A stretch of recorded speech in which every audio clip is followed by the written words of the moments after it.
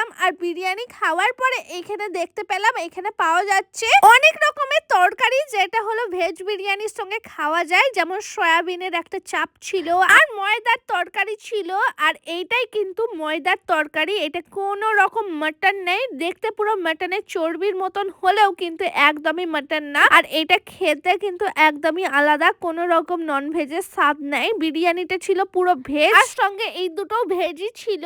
আরো একটা তরকারি ছিল, সেটা নিইনি। আর আমরা বিরিয়ানির সঙ্গে যখন এটা খাচ্ছিলাম না, এটা একদমই মাটনের মতো স্বাদ হয়নি, মানে খেতে একদমই আলাদা। আমার তো একদমই ভালো লাগেনি এটা খেতে। তো তোমরা এটার নাম জানলে অবশ্যই কমেন্ট করে বলবে। দেখতে পুরো মাটনের চর্বি লাগলেও এটা একদমই মাটনের চর্বি না, এটা নর্মাল একটা ময়দার সবজি। তোমরা নাম জানলে অবশ্যই কমেন্ট করে বলবে। এই দেখো যখন খাচ্ছি পুরো মাটনের চর্বি লাগছে। আর যেটা বললাম না, চাপ নিয়েছি, সয়াবিনের যে চাপটা ছিল সেটা কিন্তু আমার বেশি খেতে ভালো লেগেছে। সেটা 1 পিস করে পাওয়া যাচ্ছিল আর ওইটা ছিল 1 প্লেট।